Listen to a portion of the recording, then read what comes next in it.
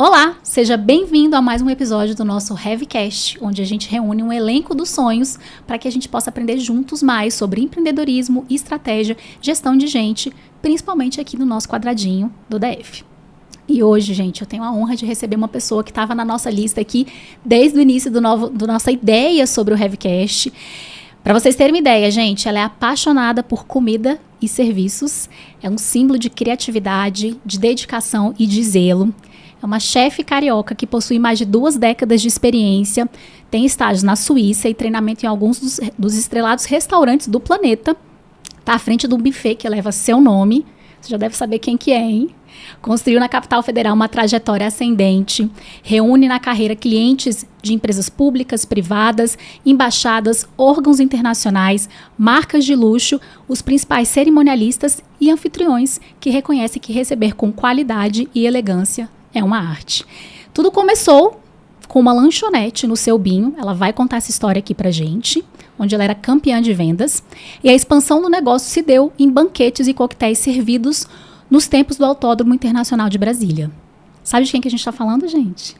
Renata Laporta, um super prazer te receber aqui hoje. A gente vai ter muita história aqui para conversar, para contar e muito aprendizado. Então, quero te dar as boas-vindas, te agradecer pelo seu sim para estar aqui com a gente hoje no Heavycast. Obrigada, muito obrigada, Carol e Kelly, pelo convite. Estou muito feliz de estar aqui no mês da mulher, né? Exatamente, eu falei que encaixou direitinho aqui no nosso calendário. Eu estava falando para ela aqui nos bastidores, gente, que a gente sempre quis trazer, mas quando apareceu aqui o mês de março, eu falei, bem, essa empreendedora aqui de Brasília precisa estar com a gente neste mês. É uma honra estar aqui e é uma honra maior ainda estar aqui neste mês, que você sabe que é o meu coração que bate mais forte pelo empreendedorismo feminino. Por esse tema, com certeza, e falaremos sobre isso aqui hoje, tá, gente? Antes da gente começar, Renata, antes da gente falar dessa marca toda que você tem, desse sucesso todo, eu queria que você falasse um pouquinho sobre você. Quem que é você hoje, na vida real? Quem é a Renata? Sou mãe do Noah. Lindo, gente, aliás. Meu douradinho é o meu papel mais importante. Eu falo que eu já fiz muita coisa na vida. Já conheci muitos lugares, muitas culturas. Do ponto de vista trabalho, eu acho que me sinto bem realizada, mas a melhor coisa que eu fiz foi o meu douradinho. É bom demais, né? É demais, assim, eu sou uma mãe muito feliz. E esperei muito esse filho, desejei muito esse filho e Deus me presenteou com melhor do que o sonho, melhor do que o heavy. Ah, que delícia, então, assim, eu sou apaixonada por tudo que é da natureza. Eu tenho essa cara de patricinha, eu sei, né? Todo mundo fala, mas você vive na Chapada, vive andando de jet ski no meio do mar? Eu gosto de natureza, eu gosto de lugares sem ninguém, eu gosto do mar, é minha paixão, eu gosto de mergulhar, eu gosto de jet ski, eu sou apaixonada por andar de jet ski, cachoeira, trilha. Então, esse é um lado que pouca gente conhece, o Noah conhece, porque desde pequenininho andava na minha mochilinha lá. E também sou apaixonada por arte. Estou num momento de entre-safra na minha carreira de pintora. Estou parada há algum tempo. Muitas coisas aconteceram mas eu estou construindo uma casa e nessa casa agora, que eu vou mudar em maio, tem um ateliê. Ai, que delícia. Então vou voltar a pintar. Vou voltar a pintar. E essa sou eu. Ai, que delícia, Renata. Gente, realmente a gente não imagina, né? Como você falou, às vezes tem essa ideia de que empresária super bem-sucedida, super urbana, e você tem essa conexão, porque o seu trabalho é uma arte também. Então, sim, a gente assim, entende que existe uma alma artística por trás de tudo isso. E eu queria saber como é que tudo começou aí na sua história. Eu, particularmente, já sei. Eu já conversei, gente, conheço a Renata há 15 anos. Inclusive, vai fazer 15 anos que a Renata fez o buffet do meu casamento. Agora, na semana que vem, dia 25 de março. Vai, maravilhoso. Que lindo, que bom. Me dá água na boca só quando eu penso. Ai, que bom. Assim, em tudo que a gente escolheu, né, para esse dia especial. Mas eu queria que você contasse, assim, para quem está escutando a gente, como é que começou a sua história? Como é que começou a sua história com a gastronomia, com a ideia do buffet? Como é que foi isso? Então, quando eu olho para trás, eu vejo que eu realmente não poderia fazer outra coisa a não ser trabalhar com gestão, que sempre foi uma paixão, e gastronomia. Eu acho que eu já nasci para gastronomia, porque eu sou neta de uma mulher que era uma super cozinheira. Ela era uma artista. Eu falo que ela inventou a cozinha molecular antes do Ferran Adria, porque ela fazia cada coisa, assim, diferente, sabe? E meu pai também era um excelente cozinheiro, né? Mas tudo como hobby, né? E desde pequena eu sempre fui apaixonada por gastronomia. Minha mãe conta que quando eu ainda não sabia nem falar direito, que ia no supermercado e tinha 2 tipos de queijo. Um que era um queijo com a cara da vaca e o outro que era a vaca toda. E aí, quando ela ia comprar o queijo da vaca inteira, eu gostava. E quando era a cara da vaca, eu não queria. E ela achava que era porque o desenho era bonitinho e tal. Mas um dia ela comentou com meu pai, ele falou, vamos comprar esses 2 queijos para ver o que é que essa menina tanto quer. Porque não era só a embalagem, né? Uhum. E aí eles compraram esses 2 queijos e provaram. E, de fato, da cara da vaca, ele era borrachudo. E o da vaca inteira tinha um paladar era super maravilhoso, refinado. Tinha uma textura maravilhosa, um sabor muito mais intenso. E, gente, olha só como é que é o paladar dela. E aí, com 4... eu tive a felicidade de nascer numa família que adorava a gastronomia, que viajava, que tinha... Né, naquela época, a gente não tinha acesso a muitas importações, sim, muitos produtos. Só que eu viajava muito com os meus pais, então eu provava de tudo. Lá em casa a gente não era aquela família do bife, arroz e batata frita. A gente comia todo tipo de fruta, todo tipo de carne, e caça e tudo mais. E aí eu era apaixonada por tudo que dissesse respeito à gastronomia. Aprovei escargot com 4 anos de idade, me apaixonei loucamente. E vivia puxando, meu pai cozinhava muito em casa, vivia puxando o banquinho e subia, muitas vezes escondida dele, né? E aí ele ia lá, Renatinha, você mexeu na panela? Não, você mexeu na panela. Porque eu tinha ordens de que eu não podia chegar perto, sim, da panela com 4, 5 anos de idade sem ele estar do, sim, lado, né? Uhum. Mas aí eu ia lá, achava que estava faltando alguma coisa. Se colocava.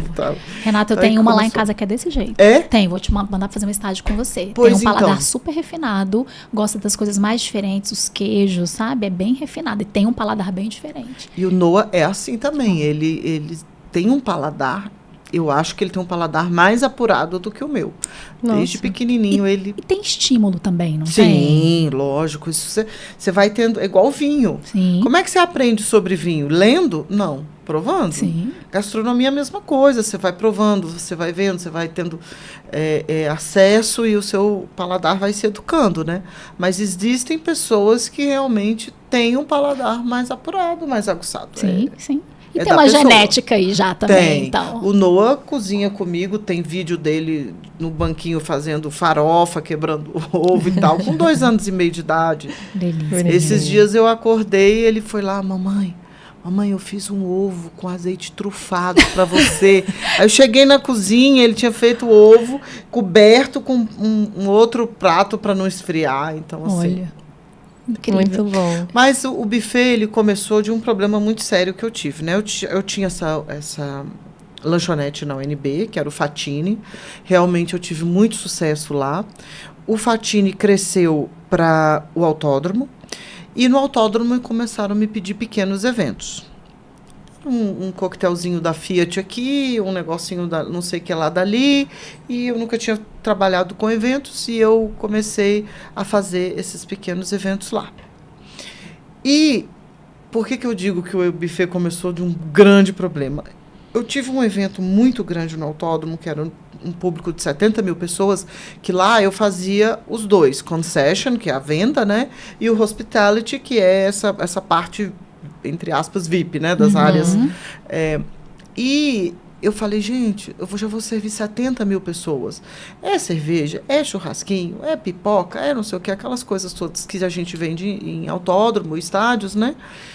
E eu vou fazer uma área de hospitality de 2.000 e tantas pessoas, vai ser muito para mim. Com a anuência dos meus clientes, eu subcontratei. Terceirizei essa operação do hospitality. E foi um horror. Tudo que você puder imaginar que poderia dar errado, deu. Mas geralmente é aí que tem a grande virada, né? Sim. Depois de um grande desastre. Eu sou uma pessoa que eu não sou dada a chorar, mas eu acho que eu chorei 3 dias. Foi um horror. Eu falei, meu Deus, vão processar até meus netos, vai ser um horror. É só assim, os grandes empresas do Brasil, cada uma com um stand, uma área lá no paddock, caríssimo, eu não sei quantos $1.000 por pessoa, aquela coisa.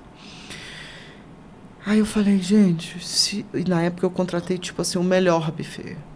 Se o melhor buffet fez essa entrega, eu poderia ter feito melhor e eu vou puxar isso para mim e vou começar uma empresa de buffet.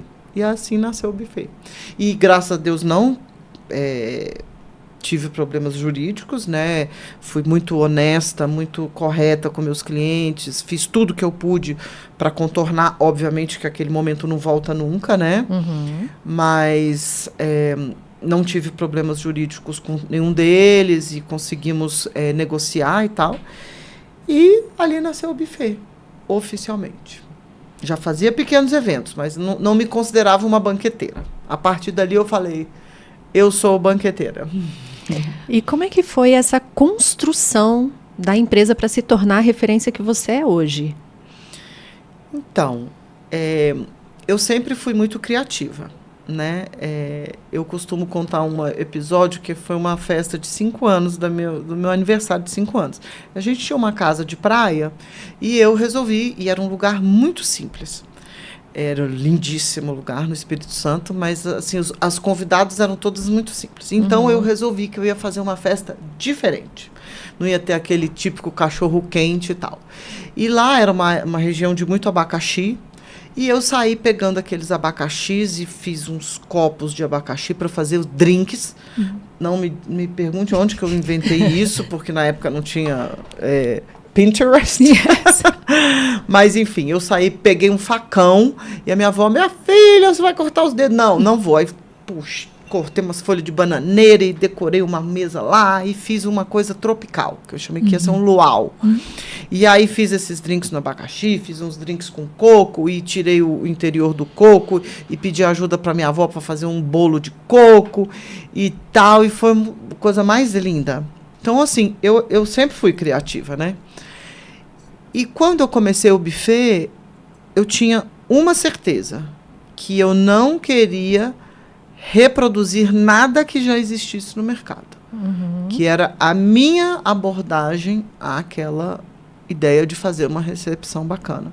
Então, a forma de servir sempre foi diferente, os meus cardápios sempre foram diferentes. Quando eu entrei no mercado, eu tinha essa noção de que eu não aguentava mais ver fricassê de frango e filé ao molho madeira, aquela coisa que todo mundo servia e tal. Mas, além de tudo, eu queria criar uma cultura diferente em serviço. Eu queria que a minha equipe tivesse uma postura diferente. Claro que isso foi dificílimo construir, né? Eu tive cozinheiro querendo me dar facada dentro da cozinha. Eu vou te bater, você é uma moleca me dando ordens e tal, para mudar tudo que eu faço há 40 anos, aquela coisa, né? Quem é você, né? Quem é você, menina? Você começou a empreender super jovem. Sim. O Fatini com 19 anos, assim que eu voltei da Suíça. O buffet, oficialmente, desde que eu me tornei oficialmente banqueteira, está indo aí para 28 anos. Olha só. Bastante. Então, assim, foi difícil, né? Eu tive uma festa numa casa, assim, chiquérrima, e vi o presidente da República lá, né? E aí chegou a madame lá do salão, e quando ela entrou na cozinha, ela falou... Meu Deus, é uma criança que vai cozinhar! Trabalho infantil. Meu Deus, o presidente da República vem jantar na minha casa, e a mulher começou a ter um chilique, aí veio correndo meu maître. Senhora, por favor, se acalma, a Renata sabe o que ela está fazendo. Me indicaram essa menina. Depois virou uma das minhas melhores clientes. Mas assim, ela quase teve um piripaco na cozinha. Quando ela me viu de rabo de cavalo, de avental, cozinha. Eu sei lá, nem sei, tinha 20 e pouquinhos anos ali. Mas esse preconceito existe ainda hoje. A gente Sim. vê vários casos. Sim. Não só, né, no ambiente da gastronomia, mas em todos. Verdade. Eu também já passei por isso, Carol também. Sim. É. Mas seu trabalho não é só gastronomia, né? É experiência. Você Sim. mesmo colocou aí do seu nível de exigência, que você não queria fazer igual, da criatividade. O que define um serviço premium? Primeiro, eu digo que cozinhar é a parte fácil do meu trabalho. Cozinhar é o mais fácil. O difícil foi construir essa cultura do amor ao servir. Sim. Não é fácil. Às vezes, eu vejo lá minha equipe 4 horas da manhã, lidando com uma pessoa que exagerou no álcool, que às vezes é grosseira, e eles com maior amor, ali com aquele cuidado, né? Esses dias eu encontrei um noivo que ele falou assim, eu vou te contar um negócio que eu tenho certeza que você não sabe. 10 anos atrás você fez meu casamento, não sei o que lá e tal, e eu estava com um sapato, o noivo me contando isso, um sapato muito chique, e eu estava morrendo de dor no pé, e eu não sabia como é que eu ia fazer a dança, não sei o que lá. O garçom VIP que você colocou para servir a gente, ele fez massagem no meu pé. Olha. E botou meus pés para cima e falou, senhor, calma que a gente vai desinchar seu pé para o senhor dar conta de fazer a dança com a noiva. E aí colocou meus pés para cima e tá lá fazendo massagem e tal, e aí colocou meus sapatos. Ele falou, eu tenho certeza que você não sabe disso. Ninguém Olha te só. contou isso. Falei, não, ninguém me contou isso. Outro foi, esses dias, uma pessoa me contou, ela falou, ela me encontrou na porta do buffet, ela falou, tem 1 ano que eu estou tentando, que eu estou esperando melhorar para poder vir aqui falar um negócio para você pessoalmente. Eu até fiquei assustada. É uma senhora, ela trabalha com decoração de eventos, mas é uma senhora desconhecida, assim, ela não é muito famosa, ela é muito boa no que ela faz. E ela falou, Renata, você não sabe o que aconteceu. Há 1 ano atrás, eu estava fazendo o jantar da dona Fulaninha, lembra uma cliente que faz eventos pequenos? E eu caí. Eu não sabia no momento, mas eu havia quebrado o braço e a perna. Nossa. E eu comecei a me desesperar, peguei o telefone e liguei para vários decoradores, atrás de alguém que pudesse ir lá me socorrer, terminar a decoração. Vendo aquela situação que eu estava, o seu maître veio e me falou, por favor, me diga o que eu faço, que eu vou ajudar a senhora. Eu seguro para a senhora me diz onde eu corto a flor e eu vou fazer para a senhora esses arranjos. Que eu estou vendo que a senhora está muito apavorada, eu vou fazer os arranjos para a senhora. Diz que ele fez os arranjos, pegou a vassoura, limpou a terra, arrumou tudo lá, e ainda botou ela dentro do carro e mandou o copeiro levar no hospital. E ela falou, você sabia que eles fizeram isso por mim? Eles nem me conheciam. Então, eu acho que é isso. É todo esse cuidado com os bastidores, com o serviço no salão, com as pessoas. E tem N casos que eu posso te contar aqui. Agora, a gente tem acompanhado muitas reportagens e várias empresas falando sobre um apagão de mão de obra. Já está difícil contratar. Como é que você faz para desenvolver as pessoas na sua equipe para que eles tenham esse senso de cuidado e preocupação com o cliente e com o evento como um todo? Exportar essa cultura que a gente criou não é fácil, ainda mais que a gente cresceu muito, né? A questão da mão de obra, ela sempre foi um empecilho, sempre foi um desafio, mas a gente conseguia pegar pessoas, sempre foi a minha cultura, sempre foi formar as pessoas dentro dessa cultura. Então, eu corria de gente de outros buffets. Que já tivesse experiência, preferia pessoas cruas. Sempre foi a minha filosofia. Eu quero a pessoa com vontade de trabalhar, com vontade de aprender e que a gente vai construir juntos. Até porque eu preciso dessa flexibilidade. Porque hoje eu faço de um jeito, amanhã eu estou fazendo de outro completamente diferente. Sim. Esses dias a minha coordenadora, você vai deixar a gente louca, cada hora de um jeito, você não cansa de inventar cardápio. Eu falei, eu sou paga pela empresa para fazer isso. Aí ela morreu de rir. Falei, essa é a minha função. No momento que eu parar de fazer isso, eu tenho que cascar fora. Sim. Então, não é que eu seja contra os programas assistenciais, eu acredito que as pessoas em situação de vulnerabilidade precisam de ajuda, mas eu sou contra a ajuda infinita, sem fim. né? É igual um seguro-desemprego. A pessoa é demitida, ela tem um auxílio do governo durante um tempo até ela conseguir se reorganizar, né? O que eu sou contra é essa coisa infinita. Sim. Né? E eu estou falando isso independente de partidos, que eu digo que empresário não pode ter partido político. Né? A gente lida com a sociedade, a gente lida com as pessoas. Então, assim, eu sou contra essa coisa infinita. E é um fato que isso tirou o drive, a vontade das pessoas de trabalharem. Então, ninguém quer trabalhar. Às vezes eu chamo o garçom para trabalhar e a primeira pergunta que eles fazem é: precisa dar o PIS para ZEP?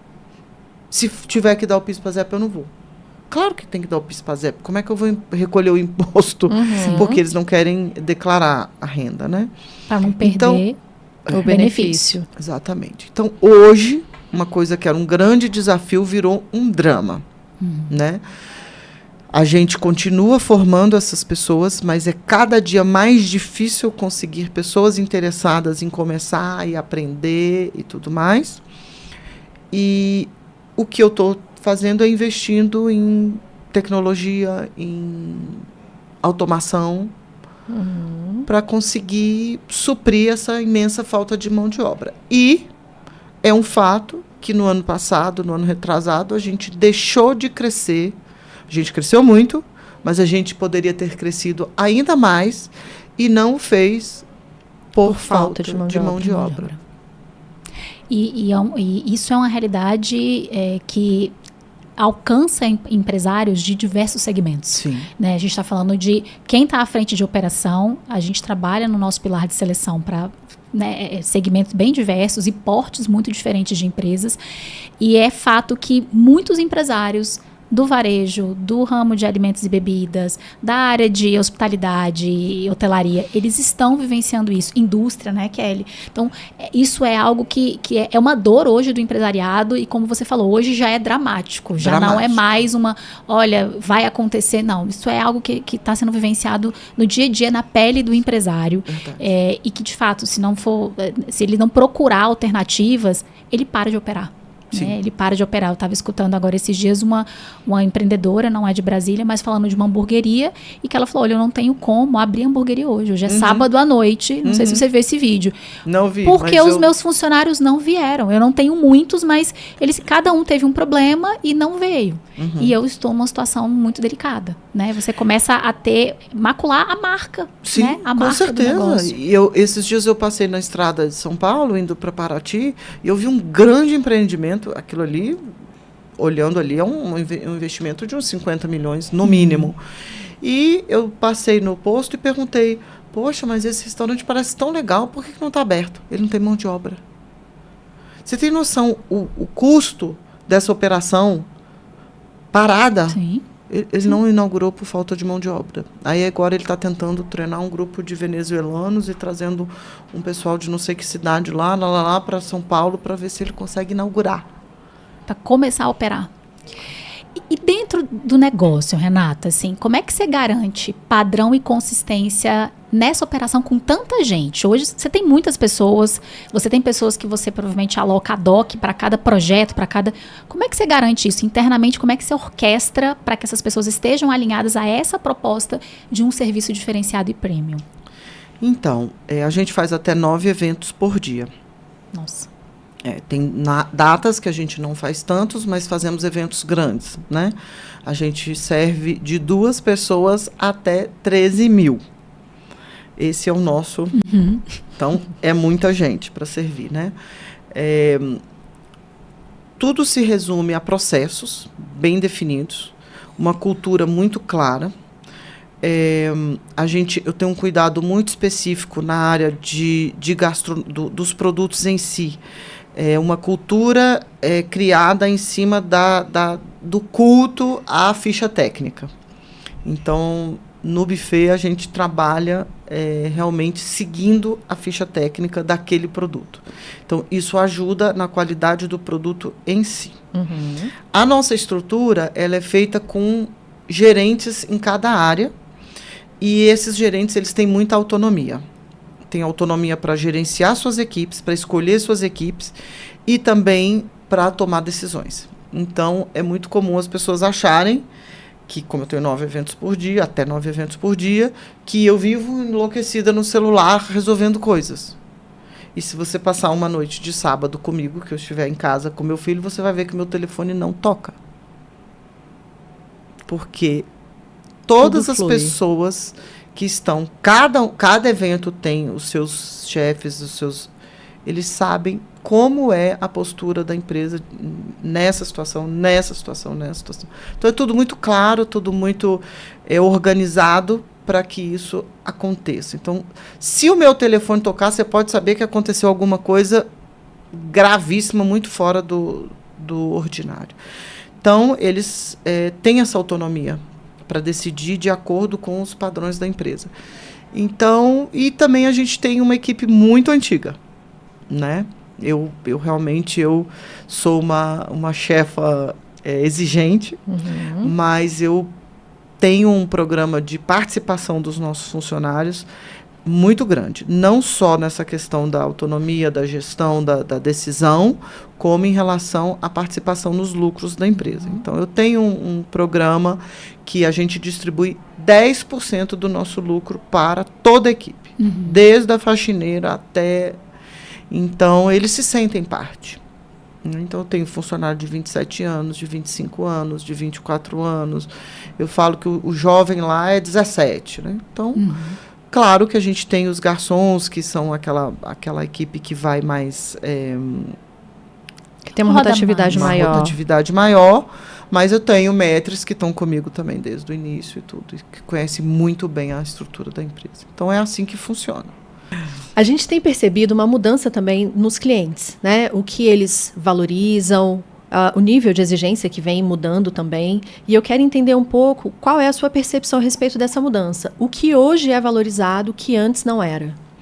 Então, graças a Deus, a cultura gastronômica, ela cresceu como um todo, né? As pessoas hoje, elas entendem mais de comida, elas querem, isso é uma experiência importante, cada dia mais importante na vida das pessoas. As pessoas passaram a entender de vinho, curtir vinho, elas passaram a valorizar um bom serviço, né? Antes era aquela coisa muito...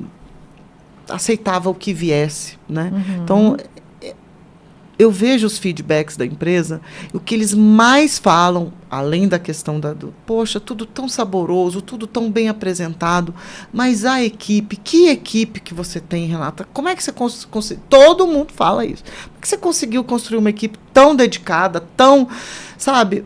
E o que a gente vê é que esse desenvolvimento da gastronomia, ele favoreceu a todo mundo. Primeiro, a gente tem acesso a muitas coisas, hoje, muitos ingredientes que a gente não tinha, né? Tem agora o efeito Monjauro, né? A gente fala, lá internamente a gente fala, olha, essa galera aqui não é galera Monjauro, não. Essa galera aqui é galera Monjauro. Então, assim, a gente sabe que a galera Monjauro, atualmente, que essas canetas emagrecedoras viraram febre, especialmente entre as classes mais altas, que é um público que eu atendo muito, eles passaram a ser muito seletivos com o que eles vão comer. Porque como eles não querem comer muito e não conseguem comer muito, eles passaram a ser ainda mais seletivos com o que eles vão comer. E também com a aparência. E já o nosso cliente mais corporativo e tudo mais, muitas vezes as pessoas vêm de fora para participar de eventos em Brasília, eles vêm com uma vibe assim, festa, vou comer tudo, vou beber tudo e tal. Então, a gente também tem uma pegada para atender esses clientes. Após a pandemia, aconteceu uma coisa muito interessante. As pessoas, como elas começaram a se dar conta da importância da higiene para a sua saúde, muitos clientes passaram a se preocupar com a origem dos produtos. Antes, era comum um cliente de alta renda em Brasília pegar e me falar: não, semana passada eu fiz um churrasquinho aqui em casa, eu contratei uma empresa, eles trazem tudo, carne, garçom, acompanhamento por R$45. Você não precisa ser nenhum gênio das finanças para saber que com R$ 45 A conta não fecha. é impossível você trabalhar com uma carne que não seja de uma carne de abatedouro Sim. clandestino. Sim. É impossível. Eu te provo. É Sim. impossível. E ainda pagar garçom, ainda pagar arroz, ainda pagar vinagrete, por mais simples que seja, se você for servir linguiça, não fecha a conta. Sim. Então, infelizmente, ainda existem alguns clientes assim. Não, eu vou fazer uma feijoada por R$ 50, com garçom, com caipirinha. Qual é a cachaça que você acha que ele vai usar? E depois o povo começa a passar mal com os E não sabe etanol por da quê. vida e não sabe por quê, né? E muitas vezes estão ali se intoxicando e se envenenando sem ter consciência disso. A pandemia, ela trouxe uma maior consciência sobre essa questão. Peraí, minha saúde, ela depende da qualidade do que eu estou contratando. A pandemia e os últimos eventos também que a gente acompanhou aí, aquela crise Sim. do bentanol. Sim, com certeza. Então, isso, às vezes, tem coisas ruins que acontecem, mas que alertam pro as bem. pessoas, trazem, aumentam a consciência das pessoas, né? Lá no buffet, a gente é criterioso ao ponto extremo com a qualidade dos ingredientes que a gente usa. Isso é uma coisa que é lá desde o início. Né? Então, claro, é muito fácil você ficar, poxa, vou comprar ali mais barato, ali sem nota fiscal. Isso faz parte da minha cultura lá desde o início. Não existe, a gente só trabalha com bons produtos. Pode ser frango, mas é de excelente qualidade. procedência. Excelente. Quem contrata, né, o buffet da Renata Laporta, contrata não só a comida em si, mas toda uma experiência, né, que você vem falando, tem os relatos dos próprios clientes. Para onde você acha que está caminhando essa experiência gastronômica aí para os próximos anos, esses eventos gastronômicos de alto padrão? Olha, para o anfitrião, eu acho que a coisa mais importante é a confiança. Ele quer estar certo de que ele pode se dedicar aos seus convidados, à sua festa, a curtir ou a fazer negócios, o que quer que seja o motivo daquele evento, e ele quer a confiança, ele quer ter certeza dessa relação, o anfitrião.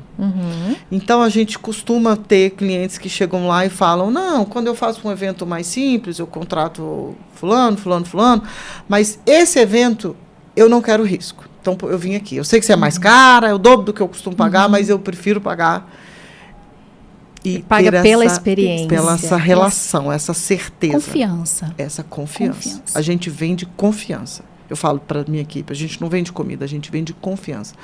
Ele tem certeza que a gente vai estar lá, que a gente vai estar no horário certo, que a gente vai servir exatamente ou mais do que a gente se propôs a servir. Ele não precisa estar conferindo para ver se eu levei tal coisa.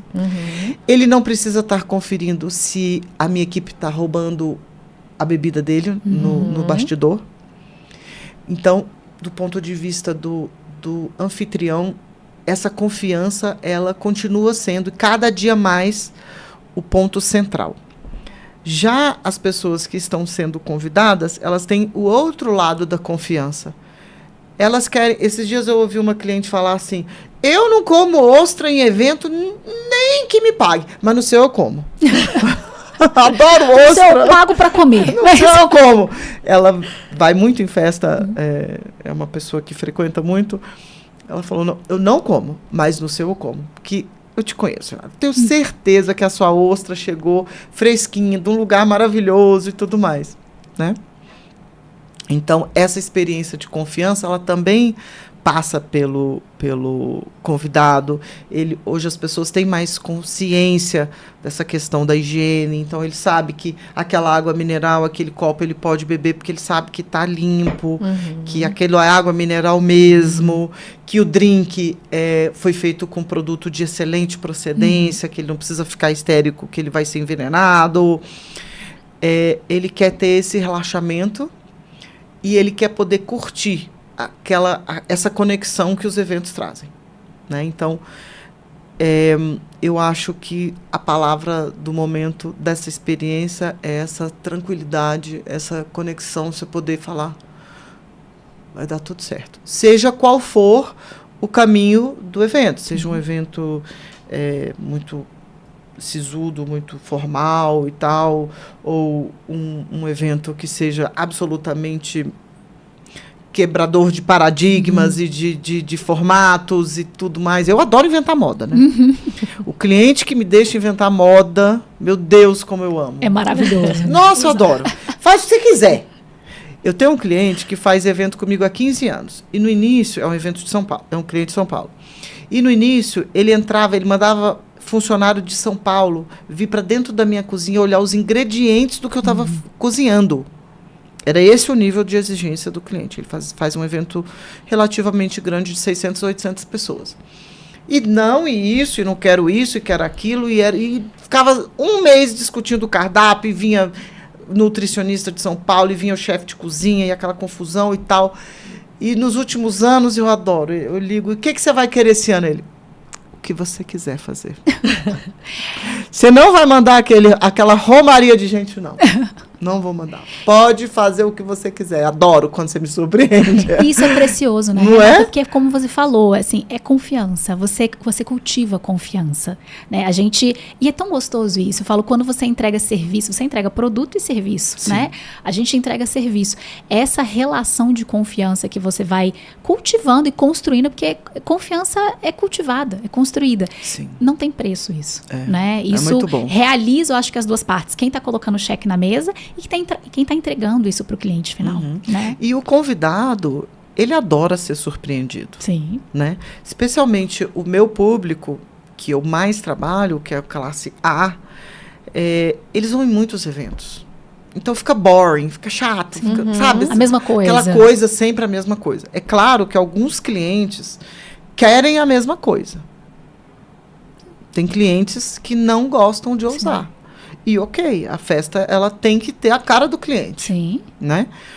Tem cliente que fala, não, toda vez que eu vou, não, vamos fazer aquele canapé de carpaccio que eu gosto, vamos fazer aquele seu bacalhau que melhor que aquele impossível, e tudo bem. E tudo bem, ok. Sim. A festa, o evento, ele tem a cara do cliente. Sim. Né? Mas, como é bom quando deixam a gente criar, inventar, fazer diferente, um casamento diferente. No ano passado eu fiz um casamento que foi todo cardápio montado em cima dos biomas brasileiros. E tinha carne de jacaré, e tinha... todas as louças foram desenvolvidas para esse evento, toda a decoração era de acordo. Não. O uniforme dos garçons. Eu só não botei gente lá vestido de índio, mas o resto foi muito legal. Então, assim, mas tem a cara do cliente. Sim. Tinha a cara dos noivos, Sim. entendeu? Então, essa conversa ela é importante também, né? Não adianta você querer fazer uma coisa super vanguardista, super criativa para um casal que é conservador. Mega clássico e Sim. conservador. Sim, com certeza. Maravilhoso. E falar em criatividade, em criar, você criou novos formatos no seu negócio, né? Então, o La Porta em Casa. Eu queria que você contasse um pouquinho o que motivou isso, né? Como é que foi levar a sua marca para dentro da casa das pessoas? É muito gostoso, né? Então, eu sou uma buscadora. Eu estou sempre inventando moda, eu estou sempre lendo, eu estou sempre viajando, olhando, pesquisando e tudo mais. Muita gente acha que eu criei o La Porta em Casa na pandemia para sobreviver à pandemia. Só que na pandemia, o La Porta em Casa já existia há 7 anos. Eu lancei um serviço, não tinha iFood, não tinha nada disso quando eu lancei o La Porta em Casa. Estudando os movimentos da gastronomia pelo mundo, vendo como é que era uma coisa mais...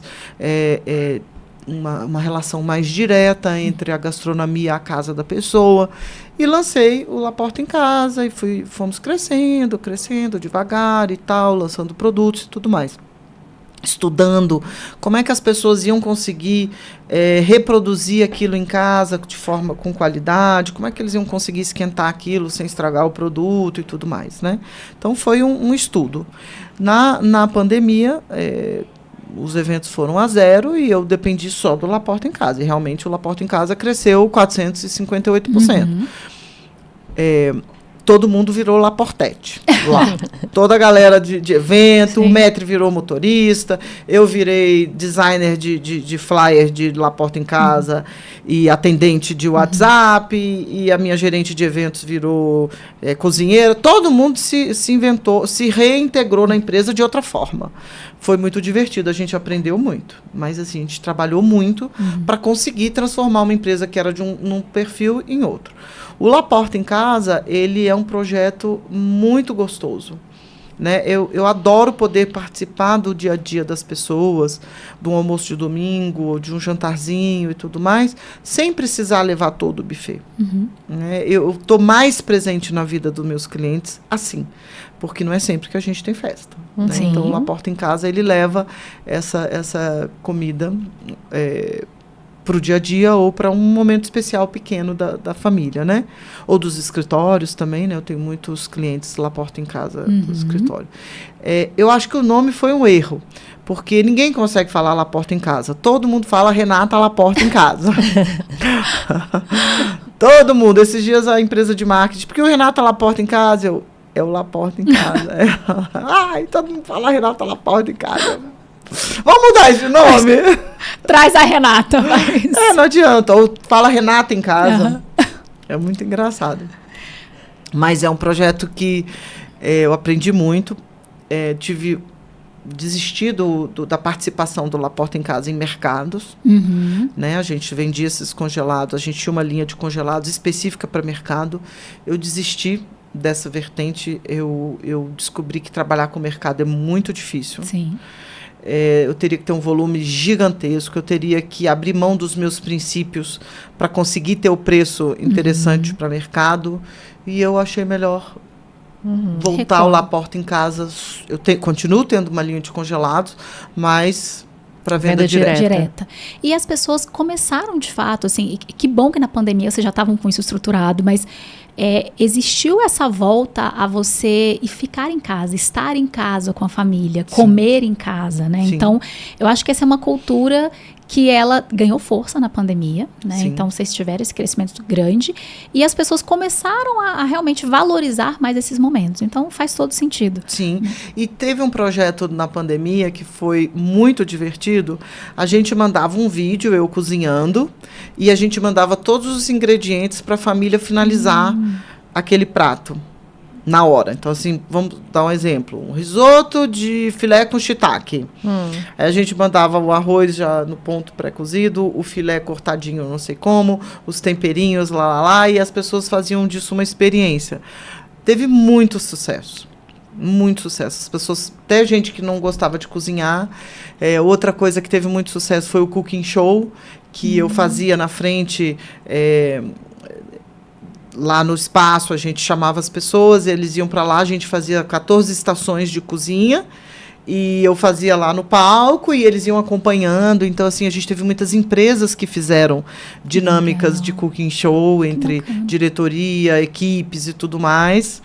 E alguns queriam concurso, outros não queriam concurso, aí eu tinha que dar nota.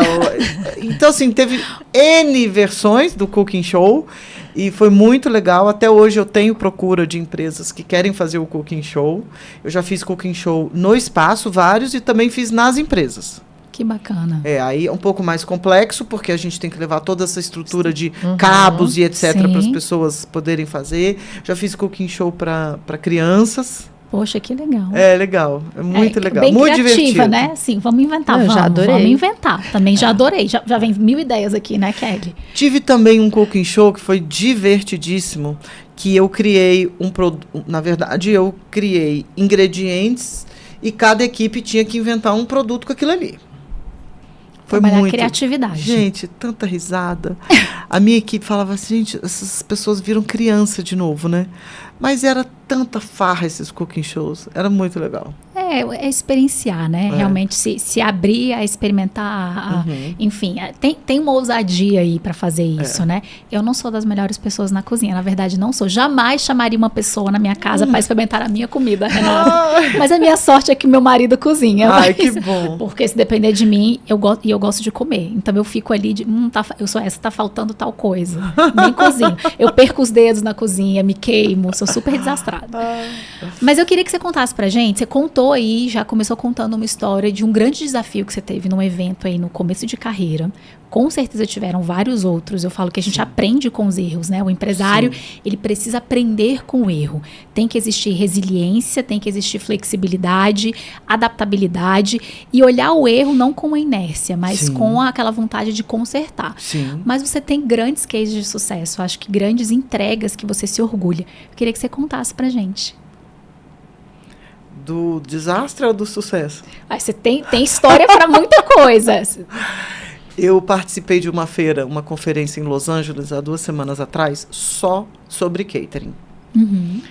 E todos os aspectos que você imaginar, tinha conferência de todos os assuntos. De desperdício, de motivação de equipe, de criação de liderança, de inteligência emocional no setor de catering. Tudo que você imaginar.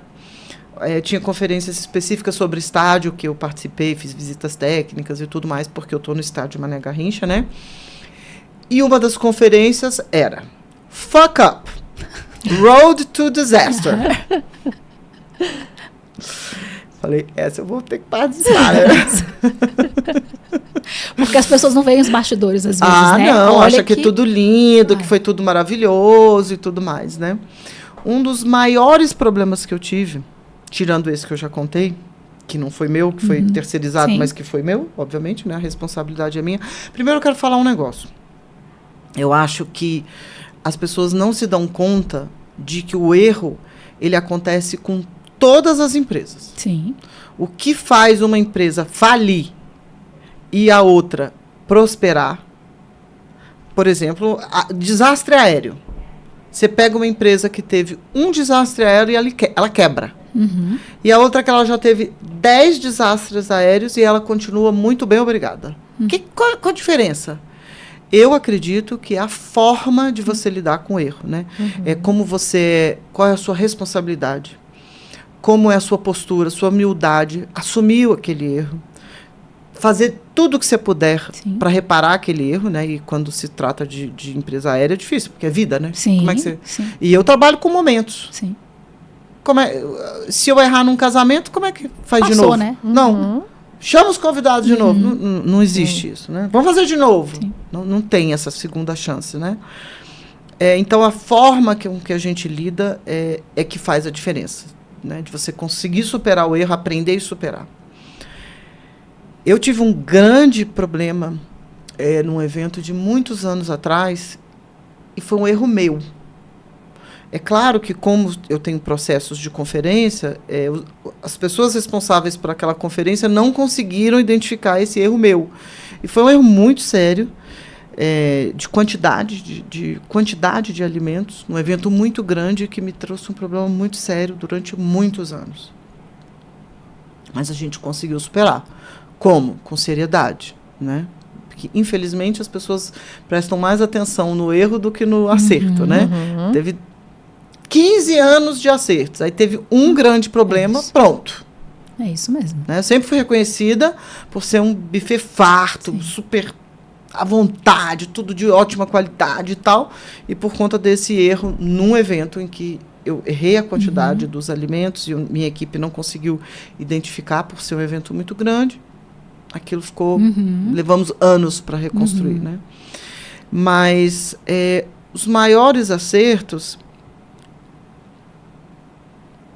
Foram tantos, né, Renata? É tão bom. A gente hoje, tem um nível de feedback tão maravilhoso, é tão raro, assim, porque teve anos, a gente vive ciclos, né, de aprendizado, de problemas, de ajustes, às vezes a gente se antecipa ao que o cliente quer, às vezes a gente demora um pouco Então, claro que teve anos que os nossos clientes não estavam tão felizes quanto hoje, assim, né? Tão, vamos dizer, estavam felizes, mas não tão entusiasmados em dar os feedbacks. Foi ótimo, foi muito bom, tal. E hoje em dia a gente tem passado aí nos últimos 2 anos, assim, sensacional! Meu Deus, nunca imaginei que você fosse conseguir fazer uma entrega melhor ainda do que aquela outra, que já foi maravilhosa. E, assim, a gente vê por esses feedbacks que a gente está conseguindo surpreender, né? Clientes que já estão acostumados com ter uma experiência conosco. E isso é fruto do nosso investimento. Sim. Na equipe, no treinamento da equipe, na criatividade. E é muito gostoso conseguir surpreender alguém que já estava muito feliz com o nosso trabalho. Excelente. Né? Então, realmente, eu não apontaria Eu diria assim que a gente tem conseguido ter um trabalho muito bom. Com experiências muito legais para os nossos clientes. O nosso maior desafio hoje é no estádio. No estádio Mané Garrincha, que é uma operação muito legal. São momentos muito bacanas, né? A gente está trabalhando com shows incríveis, com jogos que as pessoas estão ali... Gente, quem nunca foi num jogo de futebol lotado no estádio tem que ir. Sim. Mesmo que você não goste de futebol, você tem que ir. Uma experiência única na sua vida. Aquele negócio treme, aquela energia toda... É uma coisa sensacional, né? A gente tem muitos desafios de logística, né? O estádio é muito grande, às vezes as pessoas têm uma expectativa diferente em relação ao que vai ser servido, né? Eu não vou servir lagosta, cascata de lagostim num jogo de futebol, né? É muito difícil, é muito caro, né? Para uma operação tão grande e tudo mais. Então, às vezes existe essa diferença entre a expectativa do cliente. Ele vai... Renata Laporta, ele acha que vai ter cascata de lagostim sempre, mesmo num jogo mais simples. E não é assim. E também a questão do custo, né? Alguns clientes têm um pouco mais de dificuldade de entender a diferença de custo de uma operação daquela magnitude, daquele tamanho, né? Mas, aos poucos, eu acho que a gente vem ajustando isso, oferecendo menus mais premium para quem realmente quer uma experiência, está disposto a investir mais e tudo mais.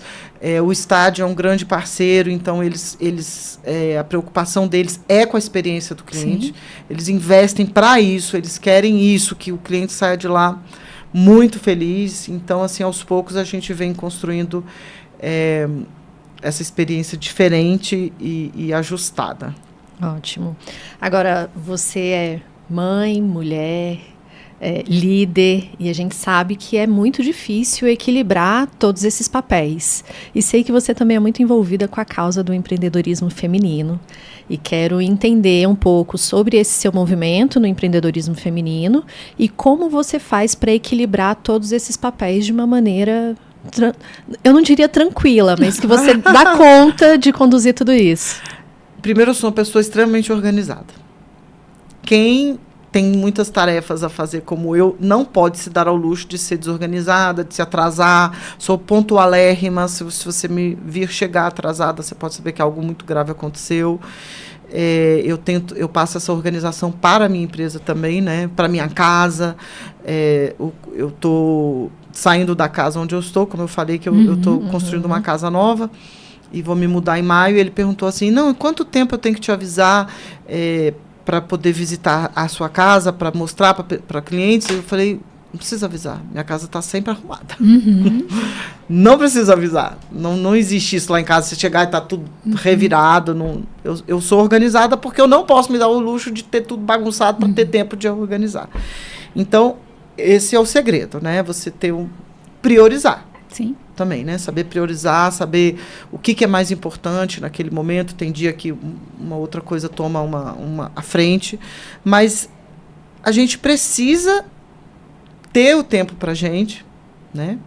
ter o tempo para o filho, para a família, ter o tempo para a empresa, ter o tempo para o amor, ter o tempo para os hobbies, ter o tempo para o empreendedorismo. De fato, eu tenho problema com o empreendedorismo porque é meu dodói, é o que eu gosto de ajudar e tal. Eu tenho um programa social que é o curso do pastel, né? Que, na verdade, oficialmente é para ensinar uma receita, mas o que eu menos faço é ensinar uma receita. Eu ensino a receita em 5 minutos. O que eu faço é um mini empretec. Eu tento fazer um trabalho geral com as mulheres para elas entenderem que elas podem empreender no que elas quiserem, ou vendendo pastel, ou fazendo unha, o que for. Eu dou uma noção geral de custos, de marketing, de postura pessoal, de fluxo de caixa, várias coisas.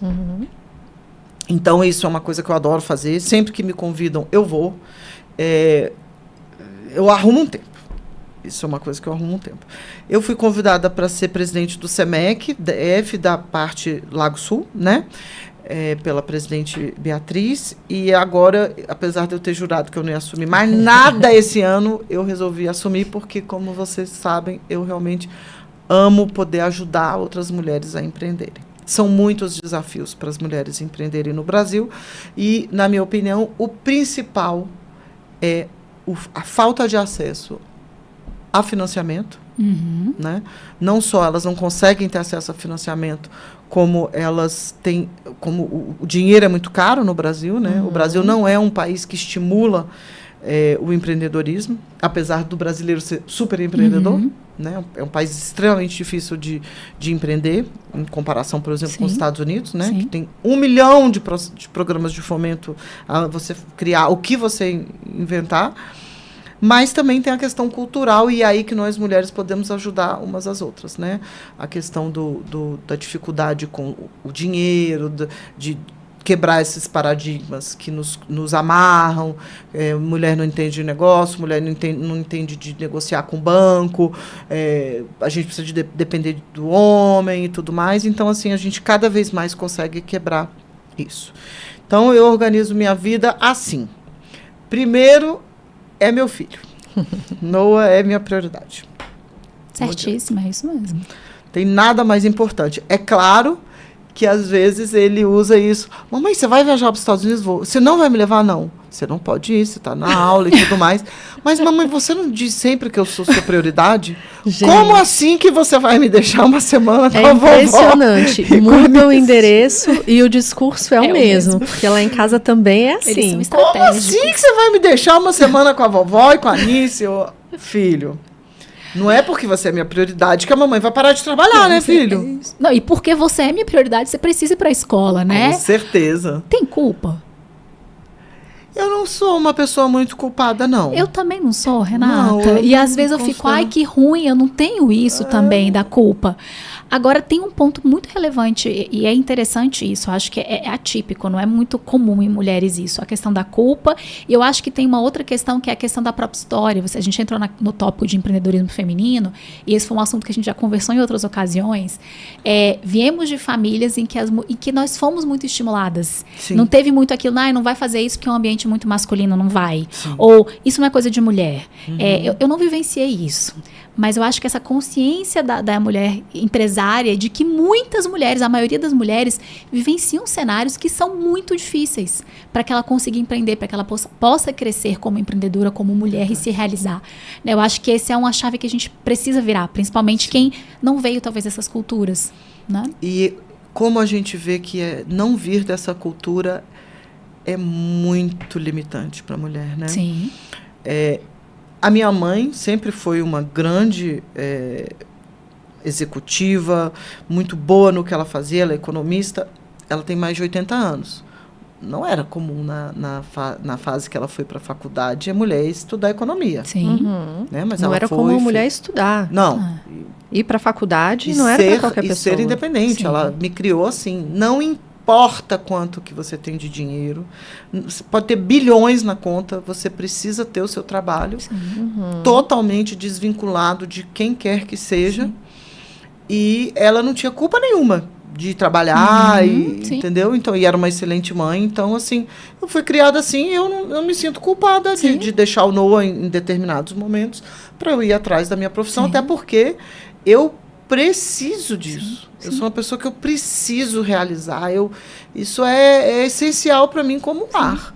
Então, faz parte da sua realização, da sua felicidade. com certeza. E eu vejo o orgulho dele, né? Sim. Esses dias eu falei para ele, ele falou, mamãe, você vai lá, não sei o que, na escola, não sei o que lá. Eu falei, filho, só que tem um problema. Esse dia a mamãe tem um evento tal, nananã, e tudo bem eu ir com o uniforme do buffet? Ele, tudo bem? Não, tudo ótimo. Todo mundo vai olhar para você de uniforme e vai lembrar que você é o melhor buffet de Brasília. Isso não é tão maravilhoso? Eu falo que a gente passa isso para os filhos, né? E esse amor pelo que a gente faz, que é algo que as pessoas estão jogando muito pá de cal ultimamente. Você vê um movimento aí de que, trabalhar é ruim, trabalhar... Isso, inclusive, em níveis altos. A gente está falando de nível executivo, às vezes, nas empresas. Eu trabalho porque eu preciso. Eu também trabalho porque eu preciso, mas, assim, eu amo o que eu faço. Eu faço bem o que eu faço, né? Eu sou boa no que eu faço. E isso é algo que precisa ser cultivado, né? O trabalho realiza, e não é só o dinheiro. Independente. Gente, se vocês colocarem 10 bilhões de dólares na minha conta hoje, não existe possibilidade de eu parar de trabalhar. E é isso que eu passo para o meu filho. A gente não veio para o mundo a passeio. A gente está aqui para contribuir, para crescer, para aprender. Todo dia a gente está aprendendo. E eu espero que o Noah seja um grande empreendedor no que ele quiser trabalhar. No que ele quiser trabalhar. Mas eu acho que a gente tem que dar a nossa contribuição para a sociedade, para a nossa vida, para o nosso aprendizado, para a nossa alma. Ontem ele me perguntou, por que você faz terapia, mamãe? Você gosta, né? Eu falei, gosto. Gosto porque eu acho que é um investimento no nosso crescimento pessoal. É um autocuidado que a gente precisa, né? No dia a dia. A gente está chegando ao final, né? Temos algumas perguntas finais para a gente fechar nosso papo maravilhoso com a Renata. Quero saber que conselho você daria para quem quer construir algo, né, com esse nível de excelência que é o negócio que você tem hoje. A primeira coisa é a perseverança. Não importa o que a pessoa for fazer na vida. Pode ser surfista, jogador de futebol, executivo, whatever, não interessa. Uma banquinha de jornal, não interessa. A perseverança, ela é essencial para construir qualquer carreira. Porque a gente sabe que a gente vai acertar e errar. Vai cair. Vai cair da prancha, vai cair o que for. Sem perseverança, sem determinação, você não faz nada na vida. Essa é a minha... Segundo, a disciplina. Porque sem a disciplina para construir, você não consegue realmente alcançar nada. Coragem para ouvir nãos, para errar, para não desistir, porque a gente... São muitas coisas que nos levam, não, deixa para lá, nossa, muito difícil, né? Eu acho que o que eu consegui construir... Eu construí com muita vontade, muita vontade. Para mim, eu ouvi não, para mim, nada era a mesma coisa. Eu não tinha esse problema de errar, eu fui criada dessa forma que, ok, errar, né? Desde que você aprenda com o seu erro e supere, né? Então, eu acho que essa coragem para pegar o seu sonho, seja ele qual for, e com perseverança, com determinação, com disciplina, construir o que você quiser. O resto, você tem que estar disposta a aprender. E o aprender hoje não é o mesmo de ontem. Esses dias um cliente me falou, nossa, eu vi no seu Instagram que você ainda faz Fundação Dom Cabral. Sério isso? Você sabe tudo de gestão? Nossa, você é conhecida por... O que funcionava ontem não funciona hoje. Sim. Então, a gente tem que estar sempre se melhorando, se aprimorando, aprendendo. Então, eu estou sempre buscando. Eu acabei de falar, fui em Los Angeles, fui lá assistir todas essas conferências, fui fazer visita técnica. Eu quero aprender sempre. E eu acho que não existe no mundo de hoje nenhuma empresa, nenhum profissional. E quando eu falo empresa, a gente é a nossa própria empresa. Sim. Eu ensino muito isso nos meus cursos. Você é o dono da sua empresa, né? Mesmo que você vá trabalhar sozinho. Sim. Então, se você não tiver essa certeza de que você todo dia precisa levantar da cama para aprender algo novo, para melhorar, já era.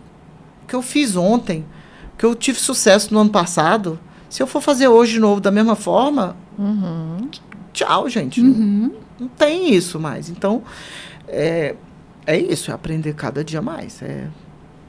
Para aquelas pessoas que querem empreender ou já têm a empresa e querem crescer, tem algum livro que você recomenda? Hoje você tem, através pessoas que não têm condição de estudar num lugar ou não tem muito tempo. Primeiro eu falo para as minhas mocinhas, larga a televisão, não liga a televisão na sua casa, larga o celular, ficar scrolling sem.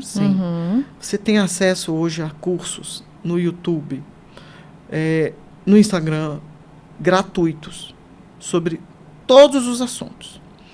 Para a pessoa empreender, seja em qual área que for, a primeira coisa que ela precisa entender é finanças. Fluxo de caixa. Sem isso, nenhuma empresa vai para frente. Interessa de quê? Então, você não é uma coisa muito complexa, mas você precisa estudar sobre isso. Então, se você não tem tempo de ir numa formação, use a internet a seu favor. Segundo, um bom parceiro é o Sebrae. Eu acho que o Sebrae tem o Sebrae Mulheres, né? Sim. Tem muitos cursos gratuitos, muitos online também, que podem te ajudar a se preparar. Não existe empresa que vai para frente sem esse treinamento. Porque você pode ter a melhor ideia do mundo, o melhor produto do mundo, se você não souber tocar essa gestão, não vai para frente. Se você não souber que você ganhou 100 mil, você precisa separar para reinvestir sempre na empresa, também não vai para frente. E esse 100 mil não é nenhuma empresa, nem a Coca-Cola é contínuo. Então, você precisa se preparar para os altos e baixos. Então, eu acho que é formação. A pessoa precisa se formar, aprender e entender que ela vai aprender sempre. O que hoje funciona no mundo financeiro não funciona amanhã. Sim, maravilha. Né? Cada dia mais desafio, né? Renata, incrível ter você com a gente, né? Eu falo, já é um papo, gente, que renderia uma manhã inteira a gente batendo papo aqui. Então, quero agradecer, né? Deixar esse espaço também para suas considerações aqui também, para a gente encerrar esse episódio do Heavycast. E, mais uma vez, agradecer profundamente o seu sim e o seu compartilhamento de tantos aprendizados, de tantas histórias incríveis. Eu sabia, gente, que seria maravilhoso tê-la aqui nessa mesa e foi demais. Eu me sinto muito honrada, assim. Quero muito que essas gerações que estão vindo aí, a geração do Noah e os mais novos, não deixem de ir construir, de lutar para construir as coisas, né? Eu vejo que esse mundo digital está roubando muito a raça das pessoas de construir coisas, e o mundo precisa disso, né? Então, eu sou bem exigente com o Noah em relação a tempo de celular e ele reclama, obviamente, né? Mas eu não estou nem aí, porque eu falo para ele, filho, isso não é vida, né? Sim. A gente pode usar a tecnologia a nosso favor e é excelente, né? Mas só viver nesse mundo paralelo não é vida. Então, eu queria só terminar dizendo isso. Bora, gente jovem, bora construir, que o mundão tá aí para a gente fazer 1 milhão de coisas. Maravilhosa. Em todas as áreas. Maravilhosa. Pessoal, obrigada pela audiência de vocês. Aqui no Heavycast vocês podem, inclusive, conferir outros episódios. E esse aqui tá maravilhoso, com a Renata Laporta. Acompanhe a gente aqui no YouTube.